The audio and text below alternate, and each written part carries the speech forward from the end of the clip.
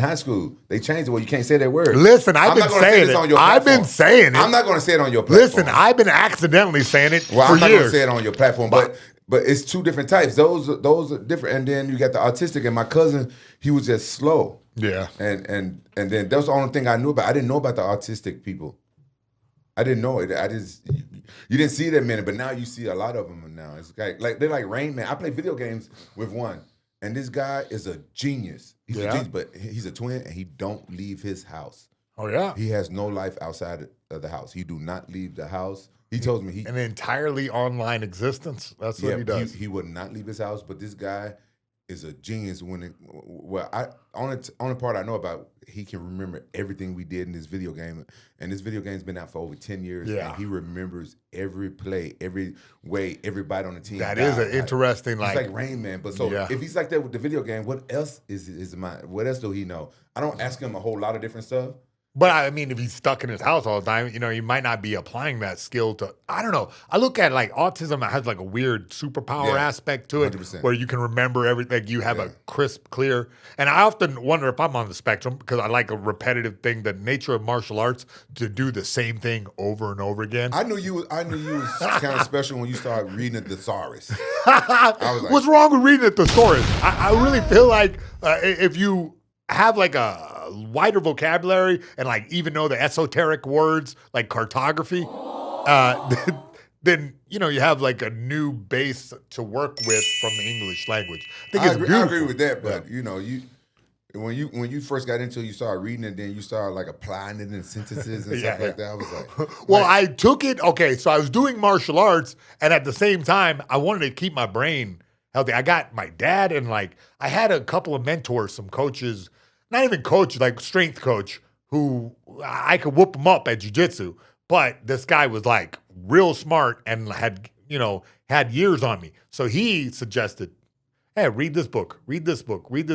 So I tried to keep my mind going too while I was doing mixed martial arts. And like, you know what I mean? Because there's something to do to pass the time before I could afford an Xbox, right. And I don't know, I just kept, I feel like that's something that I stayed with me. Like I know a bunch of stuff about Genghis Khan and the Mongolians because I read these books. And like, I think that it's important for anybody to like keep feeding their mind, because if you don't, it wanders and then it can go to whatever. Right, right. I agree with you on that. I should have started back reading books and stuff like that. No, but you have this weird, you learn a different way. You're like weird YouTube guy, or you learn from people, watching people, and you know what I'm saying? Yeah. Like I couldn't learn that much in school the way they was teaching me, but then I found out that college was easier than high school for me. Yeah. Yeah. So well, because they're not on you like the same way. I just feel like school is too much. Sometimes it's not what we think it is. I think it's programming. I think it's developed to program kids. Well, if you think about it, I don't know. That goes with the same thing I was just talking about, where you don't let your mind wander. A lot of people can be led pretty easily. Like, and I think that the reason we became fighters is a stubborn streak. There's like stubbornness in us that make us want to go do the craziest thing in the world, which is to go up there and fight in front of everybody. I think that stubborn streak can get ingrained in you, and you can take it with you to other skills, Yeah. But how do you feel about like CTE and stuff like that? I think it's an important conversation to have. The fighters take a lot of excessive damage, and I think that it's like there's no like retirement plan. There's no, you know what I mean? So guys are going to go out there and fight every fight that they can until their dying day. Muhammad Ali did it himself. Right. He just kept going out there. But do you think it's prominent in MMA though? I think that less so than in boxing or football, where it's a constant, repeated head trauma. I think the sport would have less head trauma had it been a little more like grappling. Like you need more sort of what's the word I'm looking for? Like there's no way for there to be a grappling exchange where there's a finish because you guys are so slippery. And so there's no way to do tap outs. So guys are just going to keep punching each other. Yeah. And those punches that, like, as I understand, cause CTE are the repeated short shots that are just like the bucks, they get jabbed a lot. Jab, exactly but I'm right. When you say about football, I think that if I would have started football earlier, and when I really wanted to start, if I would have went that route, I think I would probably have CTE because I was addicted to that noise that the helmets make. Boom! You know that noise? It's like a crackling sound. Yeah. I remember when I was playing it, and I was going to hit people, and I let people. It's fun. I was addicted to that sound, so I'm thinking if I would have made it as a professional football player, for sure I wouldn't have known anything about the head trauma from it. Yeah. But what position were you? I was nose guard because I was dumb as fuck. Yep. Yeah. Makes sense. Yeah. I didn't watch football or nothing, so I was like, they said, just go play nose guard. But they taught me how to get past the center real fast and everything because I was small for a nose guard. Normally nose guards are big, I was thinking, yeah. But I was strong because I was big and strong. Yeah, you're big and strong. But I wasn't like wide like the center. But I used to swim past them and intercept, make the quarterback throw interceptions or a sack. It's so wild to hear you talking about football like that. Because we're a kid, they don't watch it, and also like. No, like that's not what you honed your body into. It's so funny. But I was a natural. You were, yeah. My stepdad came watch me play football because he played, and he watched me play one game. He said he just saw how I was playing. He said, bro, you a natural, bro. Like he said, you can go to the NFL if that was your shit. But by the time I changed my life, I was 17. I was wrestling, so my wrestling coach made me play football. So in Tennessee, I had turned 18 in the summer, so I couldn't play no more after that. No way. Well, wait, okay. So I wanted to get into this. Tell me about that. What? Like, everyone knows the championship stuff, but this like decision to wrestle, where did that come from? Oh, I wanted to be a pro wrestler, and in Memphis, we didn't. It's a couple sides of Memphis. I grew up in South Memphis. It's all black area, right? The only white people we saw were like the school teachers, and we had one white girl in the school. So the only sports we had is like basketball, football, and track and stuff like that. We didn't even have baseball in our schools and soccer, any of that stuff, right? So my mom remarried, so we moved to a better side of Memphis, which is called Raleigh. And at this time when I moved there, it was before all the black people moved in, because in Memphis, when black people move to a neighborhood, the white people move out. There goes the neighborhood.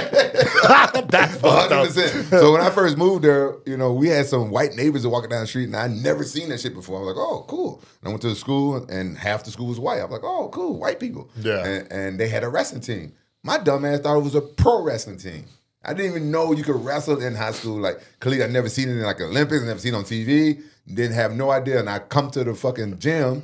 I signed up. With a chain on your neck. Yeah. And I'm like, where the fucking ring at? And everybody laughing at me and shit. Like, no, it's a mat. Now see what the fuck they was doing. And I almost quit when they gave me How old were you? 17. What the fuck, Mayhem? Hey, bro, I come on your show to talk. All of your favorite NBA players are back, and DraftKings Sportsbook, an official betting partner of the NBA, is the place to bet on NBA stars this season. New customers bet just $5 and get 3 months NBA League Pass. Plus, score $300 if your bet wins. Paid in bonus bets. Download the DraftKings Sportsbook app and use code MAYHEM. Yep, that's code MAYHEM, and bet $5 and get 3 months of League Pass plus $300 in bonus bets. In partnership with DraftKings. The crown is yours. Gambling problem? Call 1-800-GAMBLER.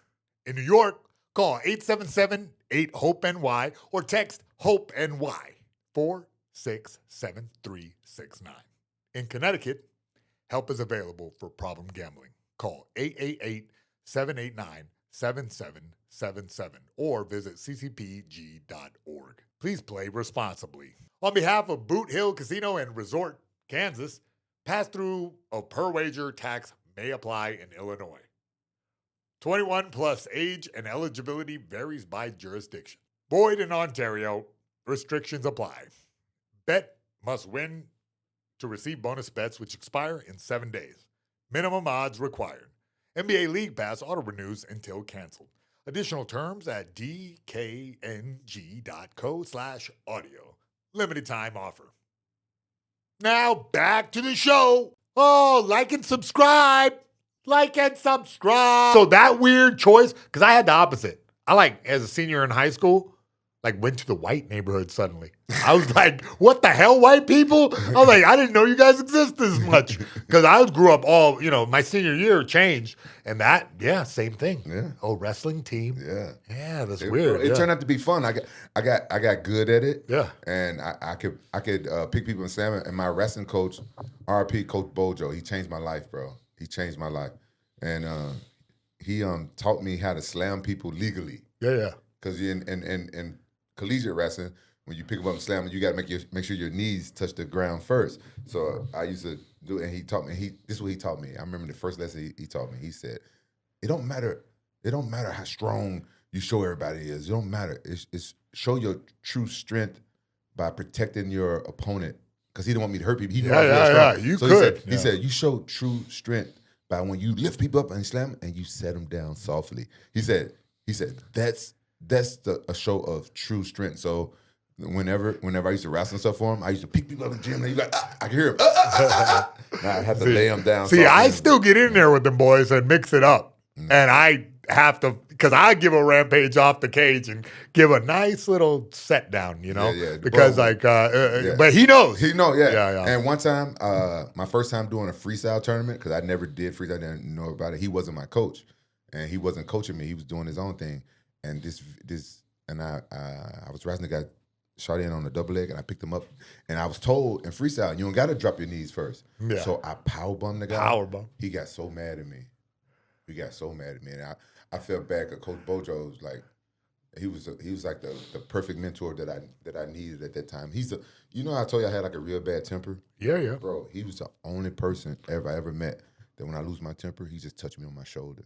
And he didn't even have to say that. He just come touch my shoulder. He be like, I'm getting emotional even thinking about it, because I miss Coach Bojo, brother. He changed. That guy changed my life, man. Yeah. If it wasn't for Coach Bojo, bro, I probably never would have made out of my mindset, because I decided to change my life at 17 because all my friends was like dying and going to prison, hooked on drugs, and Coach Bojo gave me a chance because he knew what I was as soon as he saw me, and I was like, no, I said, I don't want that shit no more. As soon as I came to the wrestling room, he looked at me, he was like, he knew what I was. It was hard for me to get, I had to enroll myself in that school, Raleigh, Egypt. I had to enroll myself in that school because my mom was done with me. And so I went to the school 3 times, and the principal was like, no, bring your mom up here. And I kept coming back. I was hoping he wouldn't be there. Then the 3rd time, he was like, you really want to come in? And he's like, yeah, man, I really want to come here. I want to change. He said, why your mom won't come? I said, oh, she gave up on me. I said, my mom is done with me. She said she's not wasting her time putting me in school. Then I met Coach Bojo, and bro, I started like making honor roll on school. I started making good grades and everything. I quit smoking weed. I quit smoking cigarettes and stuff at that time. I quit drinking.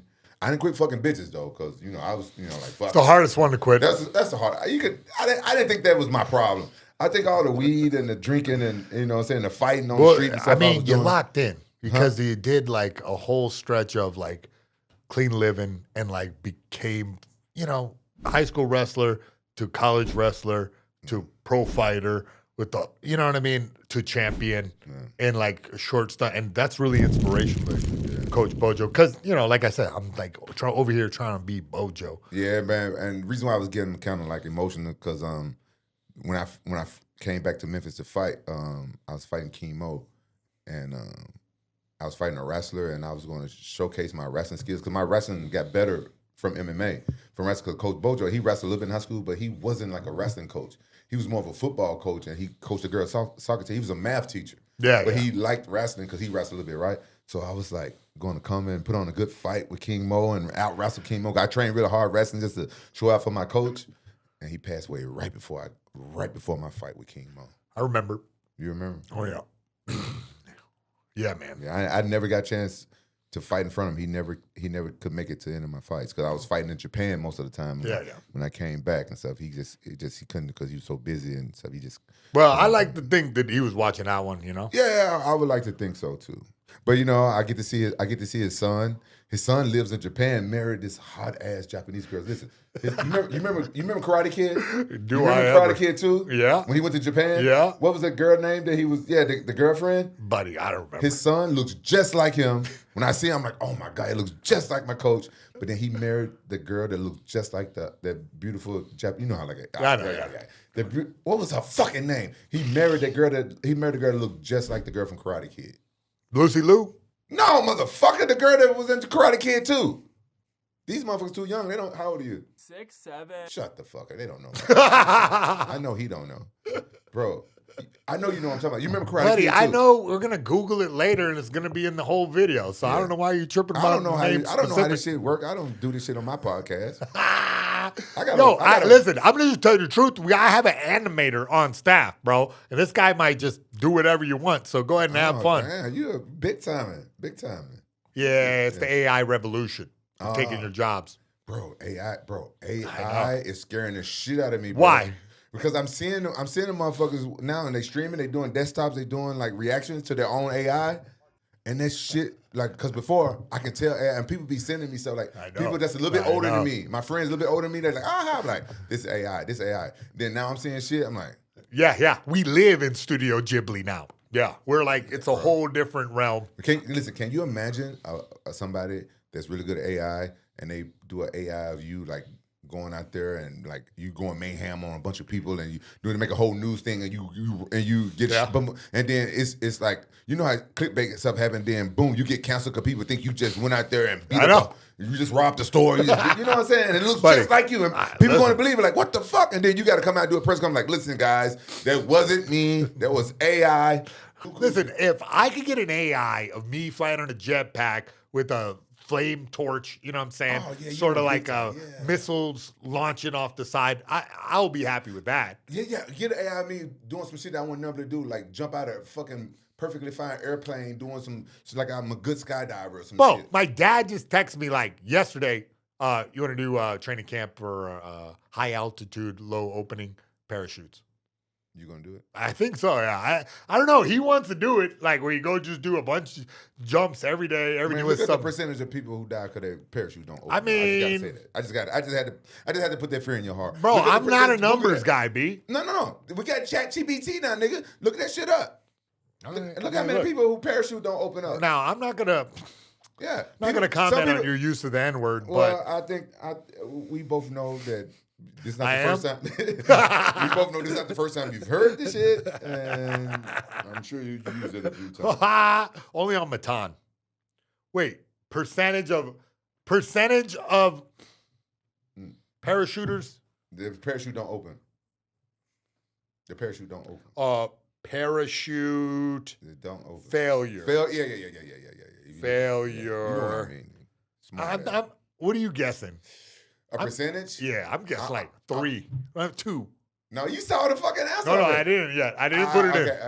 I'm guessing at least 5 to 7. 5 to 7? I'm guessing maybe I guessed too high. Overall parachute failure rate. The main parachute, the first one deployed, fails at roughly 1 in every 1,000 jumps. That's 0.1%. So it's underneath my estimate. Bro, you're fine. Come jump with me. No, fuck that. You're going to run out of Oktoberfest outfits or white guy wigs eventually, and you're going to have to stream out your airplane, pal. Stream that shit. That's not even a streamable event. Bro, I'm telling you, Nick is going to be flying out with the camera. Bro, Nick, I can't even take this motherfucker on another boat trip with me no more. I gotta get another cameraman for that. He was out for 2 days. He ain't finna jump out no motherfucking airplane. You gotta give him something for the motion sickness, that's right? What made it, is that what happened? That's what made it worse. Bro, that kid is too valuable to me. I can't. No. I can't. I'm learning. I can't take this motherfucker on no boats, and I'm not risking this month. Cause what if his parachute? Then my whole stream going to shit. Fuck that. Me and Nick, we staying on the fucking ground. I take Lloyd. We're throwing him out first. Yeah, we throw him out. Lloyd do that shit. Oh, man. All right. Well, we'll leave that for next time, bro. Thanks for coming on the show, dog. Man, this is like the most heartfelt conversation I had, man. Bro, you know what? As soon as I found out you had a pod, I had Look, I didn't even Start ask up you. the stream, Nick. No, I didn't even. Yeah, go ahead and crank that up. We'll end like that. Look, well, I didn't even ask you about the Jackson. I didn't even ask you about your business acumen with the F3 energy drink. Like, ask me. But ask me though. No. I want to know about this. I come here to support you. You've done. No, but I'm here to support you, bro. The F3 energy drink, bro. Having your own energy drink is like another level of like internet star. Well, it's. I don't have my own energy drink. I just have a huge amount of shares. That's what I'm saying. Oh, okay, that's yours, bro. Oh, I mean, okay. bro, I don't have a toy store. I just have a huge amount of shares. Yeah, but see, if it was I don't have no say so over what like the marketing. Bro, me neither.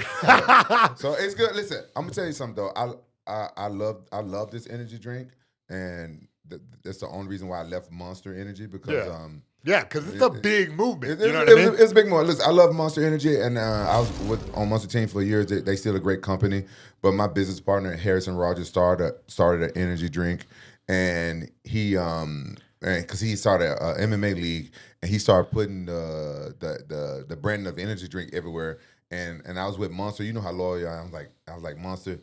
I don't know how much I could be around all this branding and stuff, and I'm part owner of this MMA league, and my contract was up with Monster and stuff, so I was like, it just makes sense for me to go. So it was a risk, but then the energy drink, I when I was with Monster, I never tasted it because I'm that loyal with my sponsor. Listen, real talk. I know, you know a lot of you. I know. never tasted it, and I never even touched it. Then once I ended my contract with Monster, when my contract ran out, I tasted it. I was like, yeah.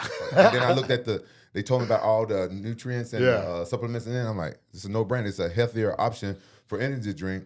But, you know, if I'm going to keep it 100, it's a couple of things that I would have done different because they have a mood as well. Of course. That's the opposite of energy drink. I would have changed the 2 cans to 2 different colors because some people, because we're in some UFC gyms, right? And people grab the mood and they come up to me, well, that didn't give me energy. I'm like, bro, you're not drinking the energy drink. You're drinking the other one that I drink for late at night when I want something good to drink. I want to go to bed. Well, you know? I just got to educate the public. There you go. You're doing it right now. Well, because if you grab the chill one. Yeah, it's just, bro, it costs a lot of money to educate the public. I know. So I'm just saying, I love this company. I think they're doing great, and I think they're going to grow. They're already grown faster than what I expected. They in like a lot of vitamin shops and stuff like that. Yeah. They're growing faster than I thought they would, but you know what I'm saying? For me, I want to say I have my own energy drink because I feel like of course. I believe dude, anytime that you like have like a big deal that's like worldwide, there takes a lot of different pieces of the puzzle, and you're an expert at promotion. So you're out here the pitch man for the team, right? And then you got the behind the scenes people filling orders and whatnot. Yeah. But I tell you what though, people taste it one time and they love it. They love it when they taste it because healthier. It's not like.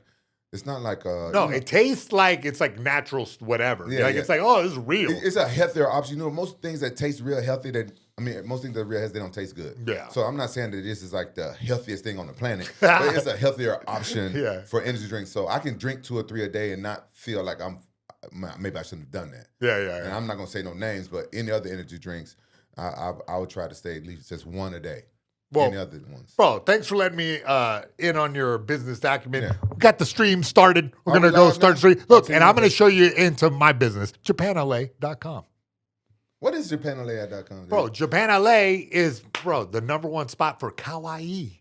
Yeah, bro, it's a female demographic. Bro, you had me come here. I thought I'm going to do a podcast, and I'm like checking the fucking address. I'm walking to a Japanese store. I'm like, what the fuck? It's a Japanese pop culture store specializing in Hello Kitty, Kuromi, Kuropi, and all the other Sanrio characters. In addition to, you never even know none of that, do you? No, well, here I am to educate you. Sponsors, come on in.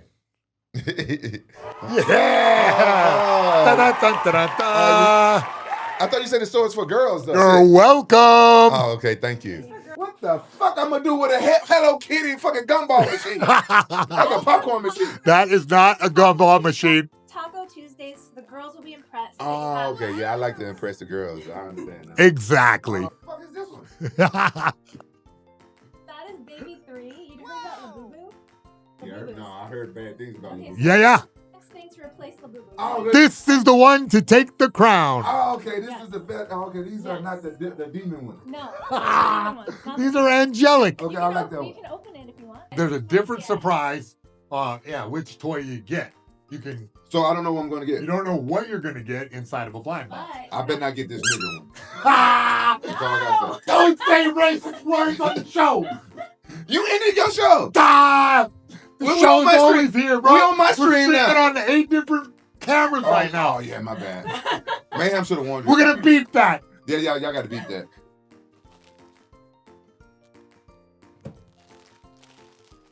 Like I open up a bag of chips. Blind box, blind box, Better not blind be box. the black one. Black one, black one, black one. It's the worst one for you. Put that on your purse. Wait, here, look. This is I don't wear purses. Put it on your belt loop. Where's your belt loop? Trust me, dude. I don't wanna The get girl's too gonna close love to it. your No. pants, So maybe Hey. you do it. Hey, listen. Yeah, you don't want to get too close. Mayhem don't play that. Mayhem. Oh, come on, bro. What did I do to deserve that one? Look, my chat is always they already trolling. I know. Hey, I gotta admit, chat, that Biggie Booty Jackson rolls right off the tongue. I gotta admit. Diddy Booty Jackson, pump with that. And the ears up. No, he. No thanks. Man, better not come nowhere near. Aw, that's adorable, man. That is adorable. Bro, That's you so just won the cute. internet right now. It's Let so me get a photo. Man, cute. what the fuck you laughing at? No, No, you don't get no photo of this. It's already they already go. Wait a minute. But y'all just fucked me up on my stream.